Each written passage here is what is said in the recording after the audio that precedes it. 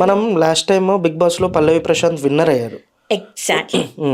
నువ్వు చెప్పు, నేను చెప్తా ఆన్సర్ దానికి. పల్లవి ప్రశాంత్ విన్నర్ అయ్యాడు. ఈ అమౌంట్ తో ఏం చేస్తావు అని అడిగితే పల్లవి ప్రశాంత్ ఆన్సర్ ఏమి ఇచ్చాను? పల్లవి ప్రశాంత్ తిక్కలోడు సీరియస్గా. వై? బికాస్ అన్నా రైతు బిడ్డనన్నా, నన్ను ఓటేసి నాగార్జున వరకు వెళ్ళాలా చేయండి అన్నా అని అన్నాడే తప్ప, అరే నాకు ఇది డబ్బులు వస్తే ఎంత ట్యాక్స్ కట్ అవుతుంది, నాకు ఎంత డబ్బులు మిగులుతుంది, రైతులకు ఇస్తా అన్నా కదా, అసలు రైతులకు ఇచ్చేంత డబ్బు నా దగ్గరికి వస్తుందా రాలేదని కూడా, నేనెంత ఖర్చు చేసుకోవాలి, ఆయన బయటకి ఎంత ఇవ్వాలనేది కూడా నాకు క్యాలిక్యులేషన్స్ లేవు. నేను అదే అంటున్నా, రియాలిటీలో అసలు మనీ మనం ఎట్లా చేయాలి ఏంటి? బట్టలకి పెట్టుకుంటామా?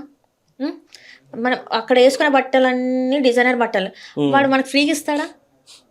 స్పాన్సర్ ఫ్రీగా ఇస్తాడా? స్పాన్సర్ అక్కడ బిగ్ బాస్ హౌస్ లో వాళ్ళ బ్రాండ్ కనిపిస్తుంది కాబట్టి ఇస్తాడు. ఎంత రోజు వేసుకునేవి కూడా మీరు చూడండి. నేను పల్లవి ప్రశాంత్ చేసినప్పుడు, పల్లవి ప్రశాంత్ అనే ఇంకొంతమంది కూడా నేను మాట్లాడినప్పుడు వాళ్ళు చెప్పింది ఏంటంటే, ఏవైతే బట్టలు ఉన్నాయో ఓన్లీ వీక్ అండ్ ఏదైతే నాగార్జున సార్ ఎపిసోడ్ ఉంటుందో దానికి కూడా కొంతమంది పే చేస్తేనే వచ్చినాయి, బట్టలు వచ్చినాయి.